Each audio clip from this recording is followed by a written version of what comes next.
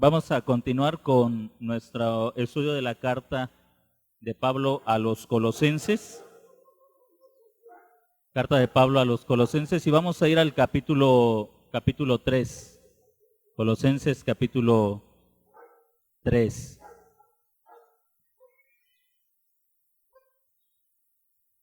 Carta de Pablo a los Colosenses capítulo 3. Bien, siguiendo el argumento que ha desarrollado el apóstol Pablo, Pablo nos ha enseñado todo lo que significa el Evangelio. Un evangelio desconocido para esta iglesia o para estos hermanos, para estas personas antes de ser creyentes. Este evangelio era muy desconocido, ellos no sabían absolutamente nada de él. Lo conocieron, no solamente lo escucharon, sino que algo importante que no podemos pasar por alto, vieron cómo se vivía el evangelio en la vida de un hombre llamado Epafras. Epafras modeló el evangelio en la comunidad de Colosas. Y los nuevos creyentes comenzaron a imitar el evangelio. Aquí hay algo importante, hermanos, que debemos destacar y que tenemos que considerar como algo importantísimo. El evangelio es, por un lado, la comunicación de las buenas noticias, de lo que Cristo ha hecho en la cruz del Calvario, de llevar el pecado de todos nosotros y así otorgarnos perdón. Pero también el evangelio tiene que ser modelado, tiene que ser modelado por parte de aquellos que lo enseñan, por parte de aquellos que lo predicamos, que lo anunciamos. Hay algunas frases que se han convertido en frases célebres entre nosotros como cristianos. Esas frases célebres, bueno, repito, son célebres porque son muy comunes entre nosotros. ¿Quién en algún momento no las ha dicho o no la ha escuchado? No te fijes en mí, fíjate en Cristo. Pero para Pablo y para Epafras no funcionaba esa expresión. Epafras era un ejemplo de lo que el evangelio es en la vida de las personas. Tal vez no era un hombre perfecto, pero era sí un buen modelo de lo que significa el evangelio. Así que, hermanos, nosotros tenemos que aprender a modelar el evangelio. Tome en cuenta también que estas personas, la mayoría de estas personas venía de un trasfondo de paganismo, de pecado, de maldad, y cuánta necesidad tenían de gente que modelara la vida del evangelio. Hay una gran diferencia entre aquellos que han nacido en una familia cristiana y que han sido educados dentro del cristianismo, dentro de la fe, y aquellos que nunca en su vida, hasta que llega el evangelio, lo conocen. Hay una gran diferencia, porque aunque los hijos de creyentes pueden también tener pecados que a lo largo de sus vidas son un estorbo para su crecimiento, la vida de quienes no han vivido como creyentes hasta el día en que el Señor los salva también significa un gran estorbo, su pasado. ¿Y cómo se necesita de personas que modelen el evangelio? ¿Cómo se necesita de personas que den esperanza? Cuando nosotros como creyentes modelamos el evangelio, le estamos dando esperanza a aquellos que han llegado al evangelio mucho más grandes y quizá con un pasado de esclavitud en el pecado muy fuerte. Les estamos dando esperanza porque les estamos diciendo que es posible un cambio de vida, que se puede romper con los vicios del pasado, que se puede dejar el pecado a un lado y que realmente se puede vivir una vida diferente. Pero si nosotros no modelamos ese evangelio, ¿qué esperanza les vamos a dar a aquellos que conocen el evangelio en una edad mucho mayor? ¿Qué esperanza se le puede dar? Si nosotros que quizá venimos del evangelio desde chicos, nuestras vidas se hayan esclavizadas al pecado, ¿qué esperanza puede tener alguien que se convierte a Cristo por la predicación del evangelio con una vida ya muy golpeada por el pecado?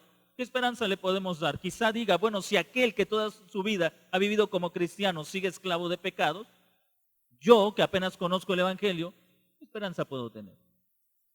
La carta de Pablo es un incentivo para la iglesia. Es una exhortación para la iglesia. Una exhortación no a la perfección, pero sí a la madurez cristiana. Sí a perseguir la libertad que se nos ha otorgado en Cristo. Así que pasamos de la parte de las bases teológicas donde el apóstol Pablo ha dicho la razón por la cual tenemos una nueva vida, porque Cristo cargó el pecado de todos nosotros y en la cruz desvistió el poder de Satanás y lo exhibió públicamente, a una parte práctica. ¿Cómo eso va a afectar mi vida día a día? ¿Cómo la verdad histórica de que Cristo venció el pecado en la cruz y desarmó a Satanás con todo su poder, como el domingo pasado veíamos, Satanás no puede más acusarnos, no puede más culparnos? Incluso los pecados que usted ha cometido en esta semana, los pecados que hemos cometido en esta semana, Satanás no ha estado delante de Dios acusándonos. Y eso no porque no haya razón, sino porque Cristo destronó a Satanás, lo sacó de la presencia del Padre y no hay condenación y no hay acusación, a pesar de que usted haya cometido pecados. No hay condenación. Cantábamos al final este canto que realmente es emocionante. No hay llanto, no hay dolor, no hay muerte, no hay culpa, no hay muerte, no hay culpa. ¿Por qué? Porque conmigo estás. Espero que mientras usted cantaba reflexionara en lo profundo de la letra de ese canto, que es una predicación del Evangelio. Es el Evangelio expuesto en música o anunciado con música. Eso es lo que creemos, hermano.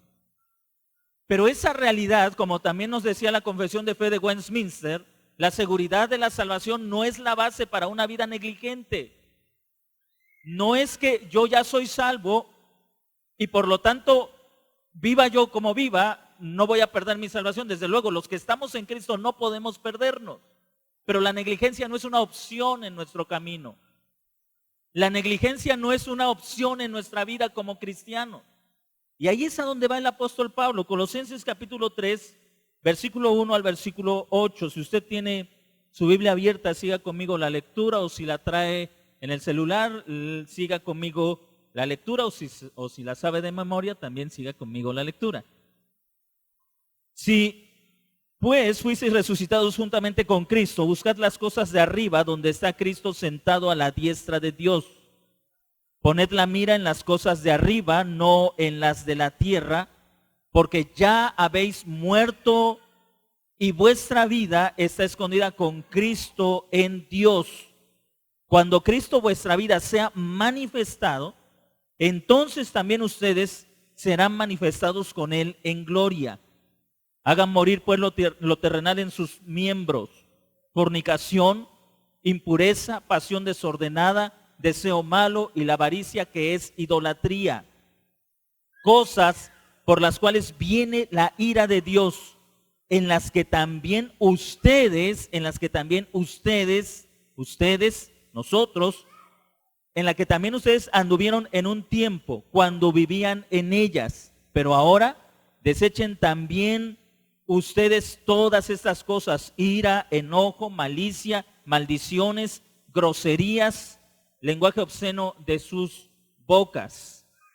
Ahí tenemos la lectura y el apóstol Pablo continúa con el argumento, pero concluimos en el versículo 8. El apóstol Pablo comienza a hablar de lo que significa la vida nueva que tenemos en Cristo, una vida resucitada, una vida nueva. Y lo primero que hace el apóstol Pablo es, nuevamente, antes de traer una aplicación, es hacer un breve recordatorio de esto. La realidad objetiva del cristiano está basada en lo que Cristo hizo en su vida, en su muerte y en su resurrección. ¿Por qué puedo aspirar a una vida diferente a la que tenía antes de ser creyente? Porque Cristo murió por mis pecados y se levantó en vida nueva. Así que el verso 1 dice: puesto o ya que, o si fueron resucitados juntamente con Cristo, busquen las cosas de arriba. Esta no es una enseñanza moralista. Esto no es, miren, dejen el pecado o dejen todas las cosas que antes hacían. Miren cómo está afectando su matrimonio, cómo está afectando su economía, cómo está afectando a sus hijos. Esta no es una enseñanza moralista. Esto no es deja el pecado para que te vaya bien. No es moralismo. No hay moralismo en ninguna parte. No podemos pensar o no debemos confundir que el cristianismo y el moralismo son lo mismo. Hay una gran diferencia. El moralismo está basado en el bienestar del ser humano. No hagas esto, no hagas aquello, porque a la larga te va a ir mal. Pero esto es diferente. El apóstol Pablo recuerda a la iglesia: si han resucitado con Cristo, busquen las cosas de arriba, donde está Cristo sentado a la diestra de Dios. Así que en este breve verso, el apóstol Pablo está resumiendo todo lo que ya enseñó anteriormente. Todo lo que ha enseñado anteriormente está resumido en este texto. Si han muerto y han resucitado con Cristo, su mente, la mente de ustedes, debe tener otro enfoque. La persona que no es creyente, por naturaleza, nosotros, antes de ser salvos, por naturaleza nuestra mente se encaminaba, se dirigía al pecado. Pablo, de hecho, en la carta a los Efesios dice que éramos arrastrados por el pecado, que vivíamos en la corriente de este mundo. Pensábamos en el pecado. Ahora, el apóstol Pablo hace un contraste. Buscar las cosas de arriba, hermanos, no es de ninguna forma pensar solamente que para ser un buen cristiano, usted tiene que pasar todo el día orando y leyendo su Biblia. Algunas veces pensamos que el trabajo es un estorbo para ser buenos cristianos. Algunos cristianos piensan de esta forma: mi trabajo es un estorbo para ser un buen cristiano, porque ahí donde trabajo tengo mucha tentación. Si usted trabaja en una maquiladora, por ejemplo, quizá está rodeado de música con una tendencia o cuya letra es una expresión del pecado. Y quizá podrá pensar: yo necesito otro trabajo porque ahí constantemente estoy siendo tentado al pecado. A veces pensamos, hermanos, que el trabajo es un impedimento. A veces decimos: voy a cambiar de trabajo, o mi trabajo no me deja buscar a Dios. Ese es un error. De hecho, el apóstol Pablo, si usted lee con la carta, no está diciendo: busquen las cosas de arriba, ya no salgan a trabajar, dejen sus trabajos, enciérrense en su casa, solamente ayunen, lean su Biblia, oren y escuchen cantos espirituales y así van a ser buenos creyentes. No hay ni siquiera un asomo de ese pensamiento en el apóstol Pablo. No hay lo más mínimo de esa idea en el apóstol Pablo. Buscar las cosas de arriba no significa que te sientes todo el día a leer tu Biblia. Ahora, yo estaba pensando en esto. Hay una gran ventaja en comparación, nosotros y los creyentes de ese tiempo. Usted tiene una Biblia en sus manos. Yo tengo una Biblia en mis manos. En la clase de ayer hablábamos de las diferentes versiones de la Biblia que hay en el español. Usted puede tener más de una versión en casa. ¿Cada cuánto cree que usted que estos creyentes escuchaban una lectura de la Biblia? Muy poco. Ellos no tenían una Biblia en sus manos. No podían, no había esa capacidad para tener una Biblia. Ahora, quiero que usted observe esto. Porque incluso ahí el apóstol Pablo nos está enseñando esto, una gran verdad. No es la cantidad de veces que leas tu Biblia, sino cuánto tu mente está enfocado en lo que estás leyendo. Esos creyentes no podían sacar la Biblia a cada rato. No es que como algunos cristianos hoy tienen algún problema y abren sus Biblias y dicen: Señor, háblame, dime algo. Y abren su Biblia en cualquier parte y de repente leen alguna parte de la ley que dice: por cuanto te apartaste de mí, voy a destruirte a ti y a tus hijos. No, Señor, háblame. Ellos quieren escuchar algo diferente. Los cristianos de aquel tiempo no hacían eso, pero vivían con lo que aprendían de boca de sus maestros. El apóstol Pablo nos está enseñando a considerar lo que significa buscar las cosas de arriba. Y buscar las cosas de arriba no es una actitud de meditación, no es una actitud de pasividad, no es quiero aislarme del mundo para no ser tan pecador. Yo he escuchado expresiones tan absurdas de adultos como: mi trabajo es un impedimento para buscar a Dios, pero algunas que rayan, hermanos, en lo más absurdo. Algunos han dicho: mi familia es un estorbo para que busque a Dios, y quieren dejar a la familia e irse a vivir lejos solos. Pero el apóstol Pablo nos está enseñando que buscar las cosas de arriba y poner la mira en las cosas de arriba tiene que ver, observe usted lo que dice en el verso 2, poned la mira en las cosas de arriba, tiene que ver con entrenar nuestra mente a pensar sobre la base de lo que Cristo hizo en la cruz del Calvario. Entrenar nuestra mente. El miércoles pasado hablábamos acerca de la transformación de nuestra mente. Que la Escritura que nos enseña a cambiar nuestra mente, ninguna acción va a cambiar si primero no cambia su forma de pensar. Si usted piensa que necesita el pecado para ser feliz, no importa cuántos versículos se sepa de memoria, a la hora de la tentación, usted va a ir al pecado. Si usted piensa que necesita en particular un pecado para sentirse feliz o para sentirse satisfecho, no importa cuántos versículos de la Biblia memorice, cuando usted sienta la tentación, va a ir al pecado por una simple razón: su mente no ha cambiado en su manera de pensar. Pongan la mira, dice en el versículo 2, busquen, nos habla de una actitud, de algo que hacemos activamente, de algo que perseguimos, que buscamos, buscar las cosas de arriba, poner la mira. Es una forma en la que Pablo está diciendo: pongan su pensamiento, enfoquen su pensamiento, aprendan a pensar en aquellas realidades que tienen en Cristo Jesús. Aprendan a pensar. El pastor bautista A.N. Martin dice lo siguiente en un pequeño libro titulado Mi unión con Cristo. De hecho, ese pequeño libro lo estudiamos hace unos cuantos meses en esta iglesia. Algunos de ustedes lo recordarán. Así que usted puede, si tiene el ejemplar, puede regresar a él. Y en una de sus páginas el pastor Martin dice: usted debe disciplinar su mente para pensar en este tema, es decir, en la unión con Cristo. Usted debe disciplinar su mente para pensar en este tema. Y esto por 3 razones. 1, si usted no está en Cristo, entonces todavía está en sus pecados. 2, debe estar pensando para poder ser más firme como cristiano. 3, debemos pensar en la unión con Cristo por razón de la gloria de Dios. En el punto 2, el pastor Martín dice: debe estar pensando para poder ser más firme como cristiano. Ahora, el apóstol Pablo pasa de la realidad objetiva de lo que Cristo hizo en la cruz del Calvario con la necesidad que tenemos nosotros. Y hay algo que al creyente le cuesta, y es aprender a pensar como cristiano. Es una necesidad en todos nosotros. Hace unos días leía sobre una anécdota.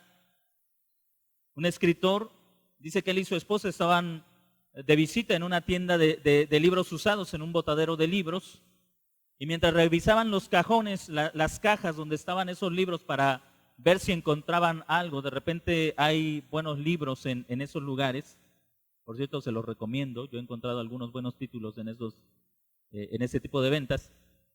Y dice él que él y su esposa encontraron un libro que lucía bastante gastado de la pasta, y les llamó la atención porque era la biografía de un hombre al que ellos admiraban, así que decidieron comprarlo. Y al ver la pasta dijeron: seguramente este libro ha sido leído muchas veces y por muchas personas. Se imaginaban, tal vez el dueño lo prestó a varias personas y varias personas sacaron provecho de este buen libro. Cuando llegaron a su casa y lo desempaquetaron, lo sacaron de su empaque para comenzar a leerlo, dice él, o escribe, que comienzan a hojear el libro, comienzan a abrirlo y se dan cuenta que hay varias hojas que estaban mal cortadas. Hay libros que luego vienen pegados en alguna de sus partes, y entonces la única forma de abrir esas páginas era cortándolas, pero eran muchas. ¿Qué significaba eso? Que el libro nunca fue leído. Hermanos, cuando nosotros nos proponemos hacer algo, y esto aplica en la vida cristiana, hay algo más que la disposición de hacer las cosas, se requiere de la voluntad para hacer lo que uno se propone hacer. Haga este ejercicio, cierre su Biblia, ciérrela. Ahora vea este es el lomo y este es el canto. Este es el lomo del libro y este es el canto. Vea el canto de su Biblia. ¿Qué le dice eso?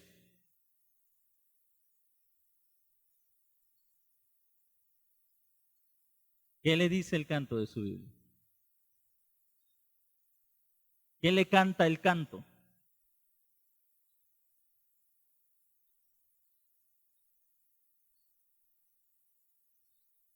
Usted podrá decir, es que traje la que no leo, la que yo leo está en mi casa. Esa es la de domingo. Revise sus Biblias y vea cuántos intentos ha hecho usted por leerla y dónde ha fracasado.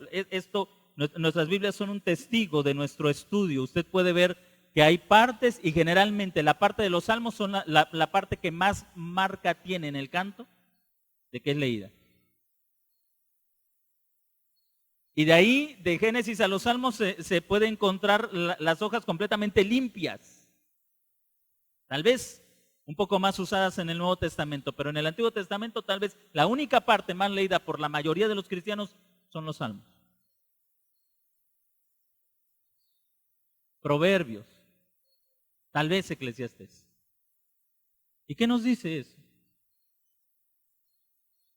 La vida cristiana exige persistencia. ¿Cuántas veces, hermanos, hemos dicho, alguien ha dicho, voy a hacer esto, y a veces nos conformamos con el voy a hacer? De repente pensamos que el decir voy a hacer es como que ya.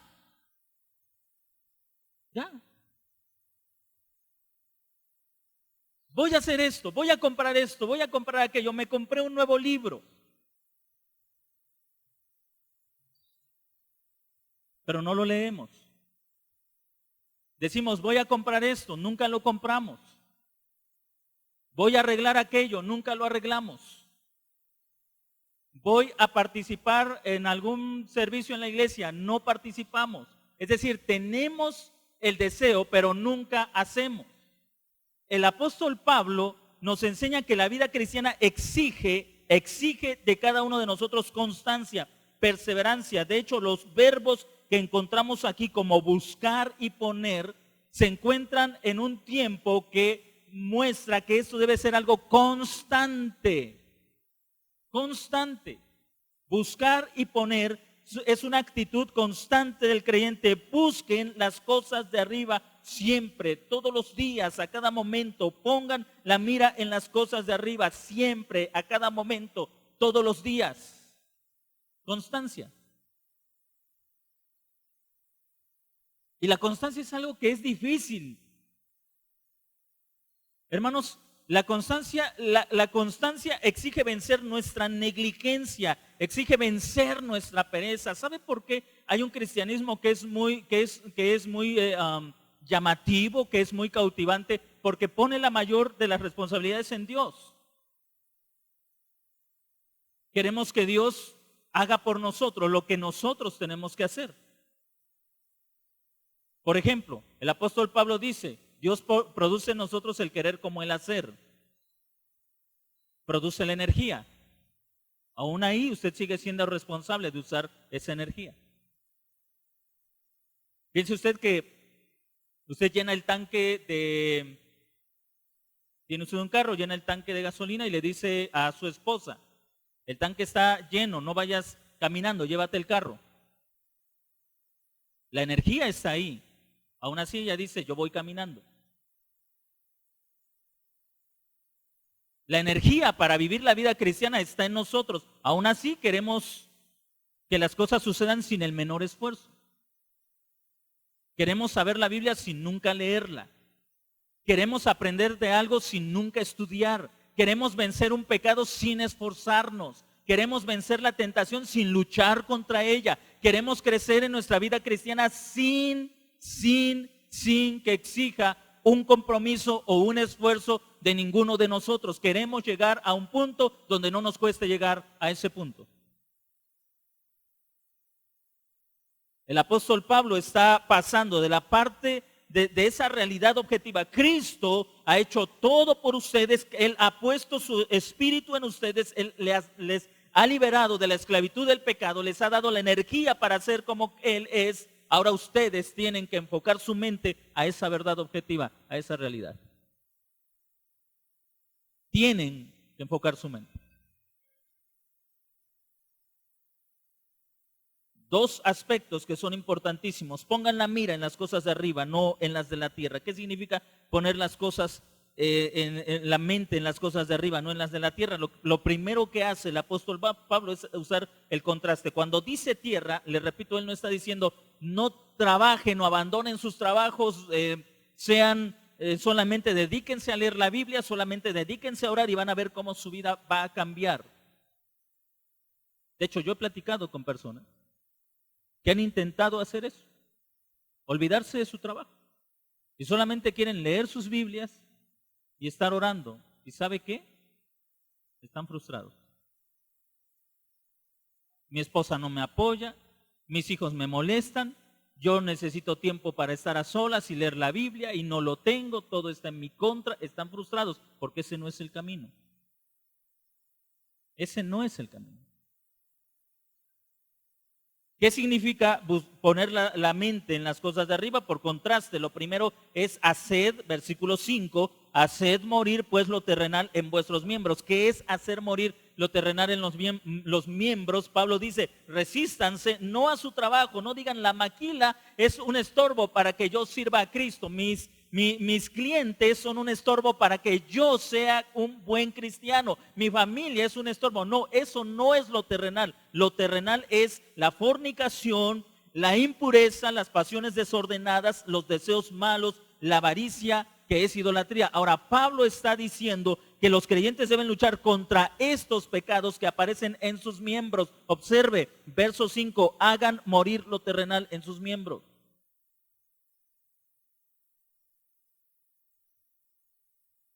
Usted no lee a Pablo diciendo estas palabras, hagan morir lo terrenal que hay en el mundo. Hace unos días mi esposa me decía una nota y después yo la busqué de un hombre que piensa demandar a la NFL porque dice que pasaron un show pornográfico. No me gusta la NFL, así que...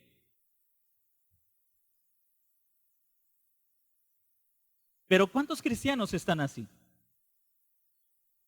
Yo soy un mal cristiano por lo que pasa en la televisión. Yo soy un mal cristiano por el trabajo que tengo. Yo soy un mal cristiano por mi esposa. Yo soy un mal cristiano por mis hijos. Yo soy un mal cristiano por esta sociedad corrupta que impide que yo sea un cristiano a la altura.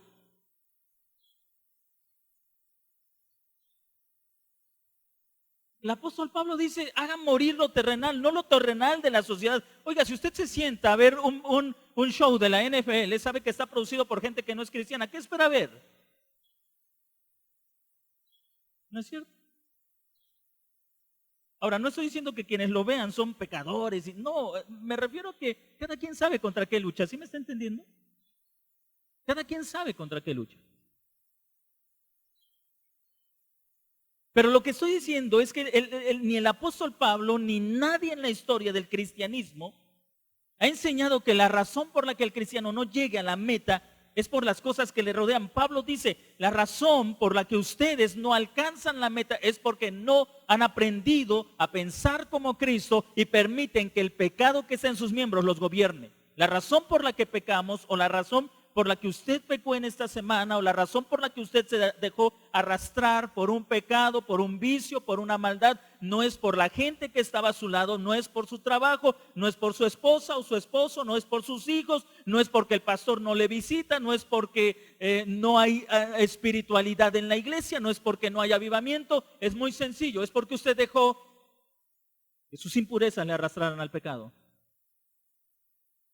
Es muy sencillo. Es porque usted dejó que sus impurezas le arrastraran al pecado. Usted lo hizo. Usted. No fue el diablo. El diablo quedó avergonzado en el capítulo 2 de la carta a los Colosenses. Ni siquiera figura en el capítulo 3. No fue Satanás. No fueron los demonios quienes lo pusieron en tentación. Fueron sus miembros. Fue su cuerpo. Ahí surgió la tentación. Ahí surgió la tentación. Le voy a poner este ejemplo. Si pensemos, si yo tuviera aquí una comida, un pan, algo que para alguien puede resultar sabroso y decir, wow, esa comida o ese pan me encanta, me gusta, yo quiero. A mí simplemente no me gusta. ¿Dónde surgió la tentación? ¿En el pan? ¿En la comida? ¿Dónde? En los miembros de una persona que se siente atraída por eso. ¿Está usted observando? En los miembros surgió el pecado. El apóstol Pablo nos está enseñando eso. Resistan. ¿Cómo? No simplemente diciendo, no voy a pecar, no voy a pecar, no voy a pecar. Cambien su forma de pensar. Pongan su mente en las cosas de arriba. Entrenen su mente a pensar como cristianos y dejen de pensar como esclavos al pecado. Dejen de pensar de esa forma. Cambien, pongan su mente en las cosas de arriba. La mente tiene que ser entrenada. La mente tiene que ser cambiada. Tenemos que ser disciplinados en nuestra forma de pensar. Richard Baxter, en un pequeño tratado titulado Cómo pasar el día con Dios, que también es un estudio que en alguna ocasión ya vimos en la iglesia, aconseja lo siguiente. En una de sus páginas, Richard Baxter aconseja a su iglesia: mostrarán que no son perezosos ni siervos de su carne, como aquellos que no pueden negarla con facilidad, y fomentarán el poner a la muerte todos los deseos y las pasiones carnales que son alimentadas por la facilidad y la holgazanería. ¿Por qué pecamos? Porque nos gusta la vida fácil y porque somos holgazanes en desarrollar los aspectos que van a producir un firme carácter en cada uno de nosotros. Es una verdad que nos cuesta aceptar. Es más fácil decir, Satanás me tentó. Es más fácil decir, es más fácil decir, mis amigos me obligaron. O los problemas me obligan a esto. Es más fácil decir esto, pero yo creo que Richard Baxter lo dice con la mejor de las claridades. Y es que cuando somos perezosos y dados a la vida fácil, somos arrastrados por los deseos y las pasiones de nuestra carne. Así que le exhorta con estas palabras: mantente totalmente al corriente de tus tentaciones. ¿Sabe usted cuáles son sus debilidades? ¿Sabe usted cuáles son sus tentaciones?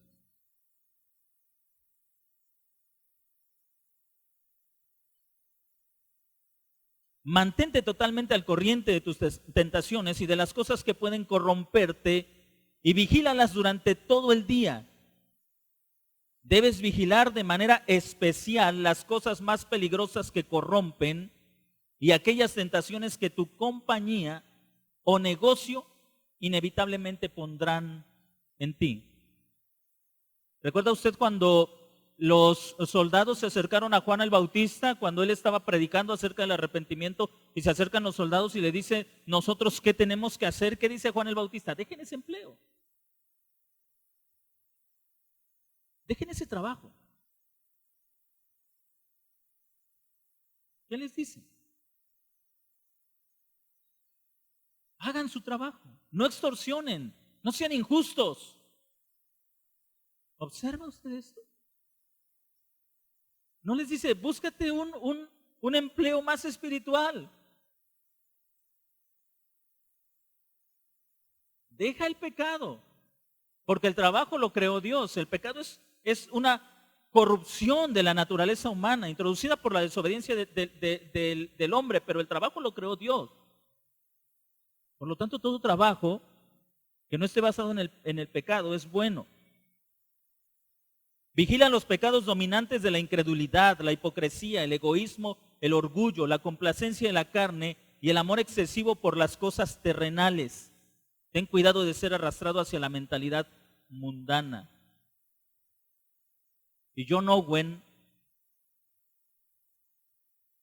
exhorta a su iglesia, el pastor puritano John Owen escribió estas palabras en un libro titulado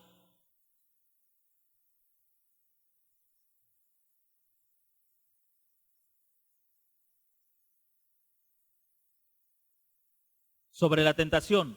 Los restos del pecado en nosotros son constantemente activos mientras que vivamos y están luchando continuamente para producir actos pecaminosos. Observe las palabras de John Owen, porque John Owen no dice Satanás está luchando contra nosotros. John Owen dice los restos del pecado. ¿En dónde? ¿O en quién? Nosotros. No los restos del pecado en la sociedad, no Satanás, sino los restos del pecado en nosotros son constantemente activos mientras que vivamos y están luchando continuamente para producir actos pecaminosos. Los restos del pecado en nosotros.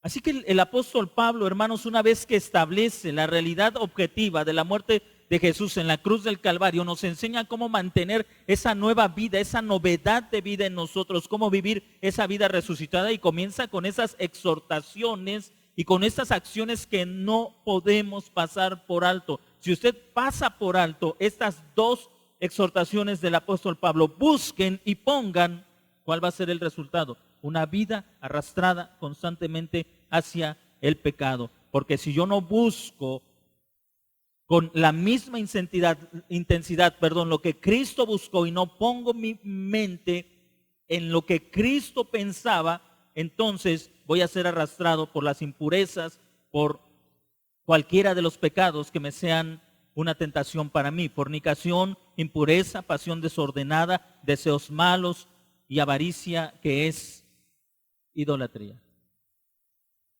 Ahora, quizá algunos de ustedes digan, gracias a Dios esos pecados del verso 5 eran una realidad en mí, ya no lo son, pero hay otros que toleramos. Versículo 8, desechen también ira, enojo, maldiciones, groserías. Ahora está de moda decir groserías y se ve como algo así normal, así como, que... Y lo vamos a permitir. Quizá usted diga, fornicación, no, pastor, eso yo no lo practico, fornicación, impurezas, no, nada de eso. Pero ¿qué me dice de la siguiente lista del verso 8?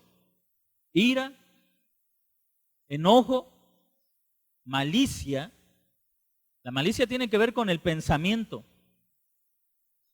Malicia, maldiciones y el lenguaje obsceno de la boca. Groserías, palabras en doble sentido. Ese es el lenguaje obsceno. Hay algunos pecados que aborrecemos, que despreciamos, pero hay otros que toleramos.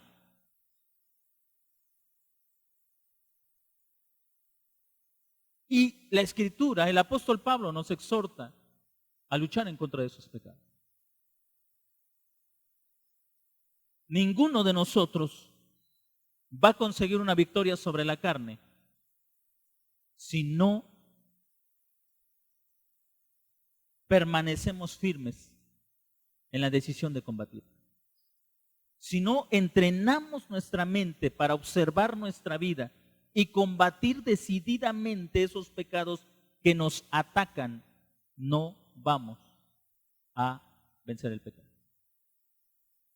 En alguna ocasión les decía, quizá, no recuerdo si les decía o escribía en la página de la iglesia, que a veces nosotros podemos evitar decir groserías. Pero de repente copiamos una imagen que lleva una grosería. Yo no la dije, solo la posé, solo la publiqué, pero yo no las digo.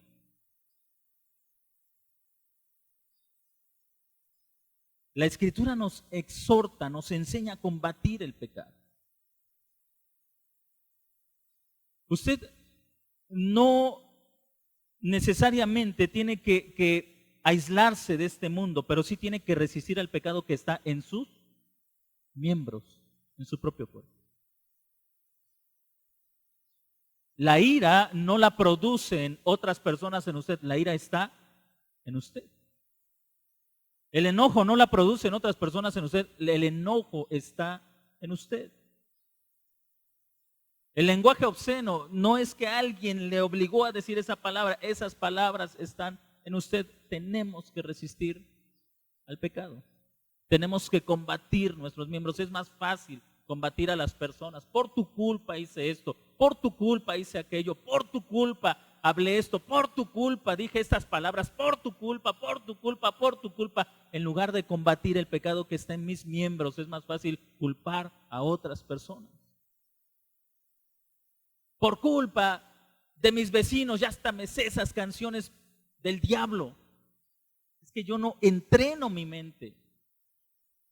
Por culpa de mis compañeros, ya hasta hablo como ellos. Es que no entrenas tu mente. Es el pecado que está en nuestros miembros. Es importante que nosotros aprendamos a vivir una vida libre en Cristo.